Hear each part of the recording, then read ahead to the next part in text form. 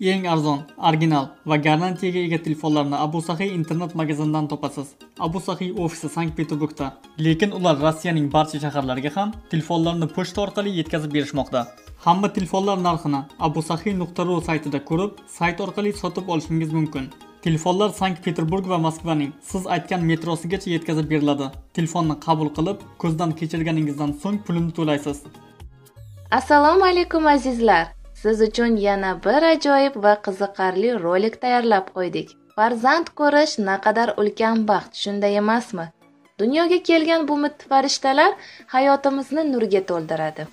Bugungi mavzuyimiz mo'jizaviy hollarda yashab ketgan va dunyoga kelgan jajjigina chaqaloqlar haqida. Qani ketdik. Eng erta tug'ilgan va yashab ketgan chaqaloqlardan biri James Elgin Gill 1987-yilning 20-mayida Kanadaning Ottava shahrida tug'iladi. Dunyodagi eng vaqtidan oldin tug'ilgan chaqaloq hisoblanadi.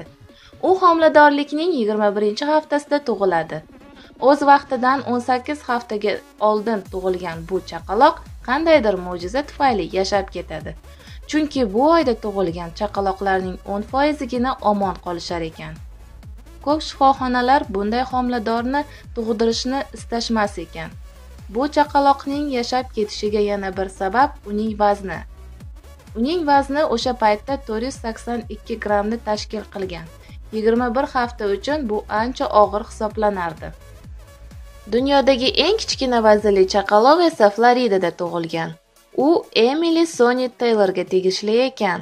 Uning haftasi 21 hafta-yu 6 kunlik bo'lgan. Vazni esa 283 grammni tashkil qilgan.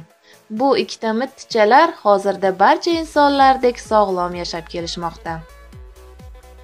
Navbatdagisi dunyodagi eng katta va og'ir chaqaloq. Italiyalik Carmelina Fideliga tegishli. Carmelina o'g'lini 1955-yili 10 kilogramm vazn bilan dunyoga keltirib rekord qo'yadi. Afsuski, bu bizning bor ma'lumotimiz edi. Keyingi og'ir vaznli chaqaloqchamiz 2009-yilda tug'ilib, uning vazni 8 kilogramm 70 grammni tashkil qiladi. Bu pahlavonning ham ismi bizga ma'lum emas. Navbatdagi chaqaloqlarimiz juda antiqa sharoitda dunyoga kelishadi. Ishonmaysizmi?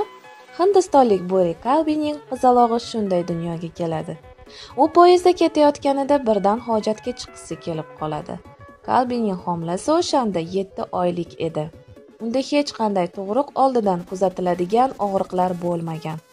U faqatgina hojatga juda borgisi kelgan xolos.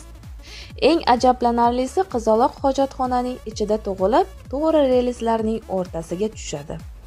Poyezddagi hojatxonalarni o'zingiz ham yaxshi bilsangiz kerak. Bu holatdan qo'rqib ketgan ona poyezdni tezda to'xtatish kerakligini aytadi. Aytsam ishonmaysiz, shunday holatda ham chaqaloq tirik qolibdi va hech qayerga hech narsa qilmabdi.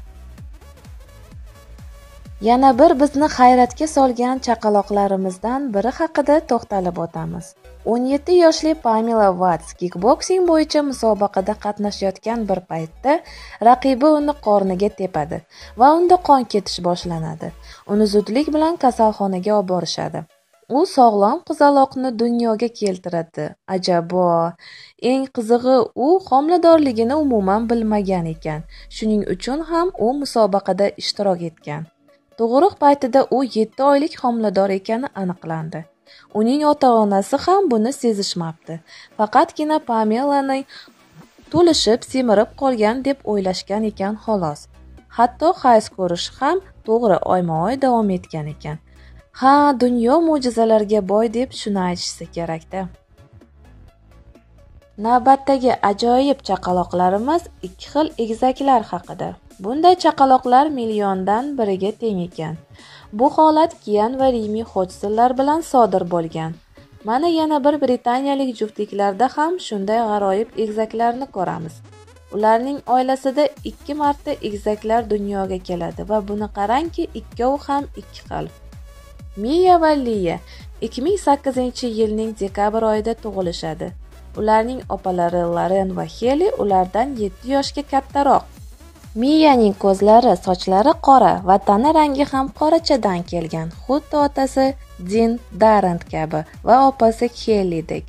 Liya esa oqsariqdan kelgan, ko'zlari moviy rangda, onasi Alison Spumerdek va opasi Laren kabi. Bu sizlarga ajratilgan qiziqarli va g'aroyib videolarimizdan biri edi. Ha, aytgancha, roligimiz sizga yoqqan bo'lsa, like bosishni unutmang. Fikr va mulohazalaringizni yozib qoldiring. Sizning fikringiz biz uchun ahamiyatga ega. Keyingi ko'rsatuvlarimizda ko'rishguncha, xayr!